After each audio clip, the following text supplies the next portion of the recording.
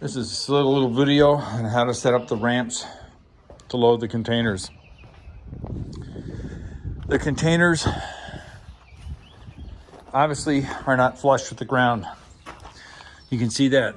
So you got to get a vehicle in. The question is, how do you get them in given that the containers are not flush with the ground? And many of the cars are low to the ground. So we're not putting a truck in here.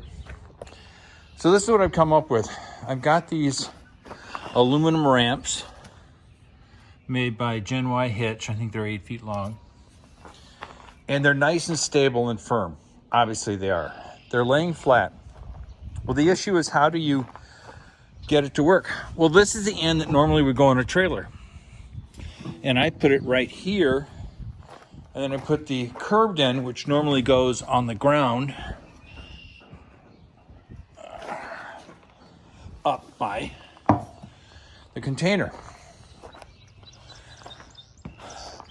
Because I can't put this hook onto the container. It doesn't have a place for a hook. So what I do is I slide the ramp over there. And this gives, as you can see,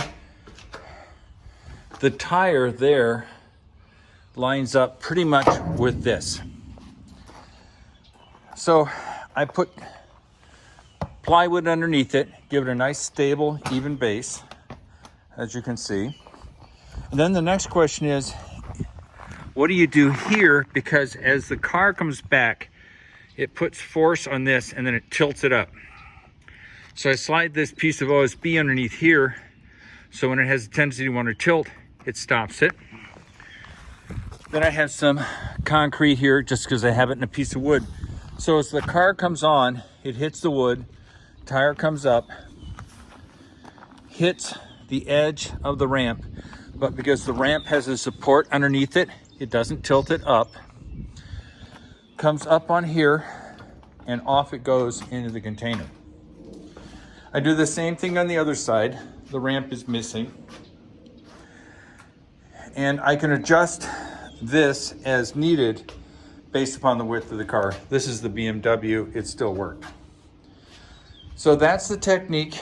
I just want to record it so in a couple of months when I do it all over again, I'm not reinventing the wheel. It worked really well. I like it. It works. Talk to you later. Bye.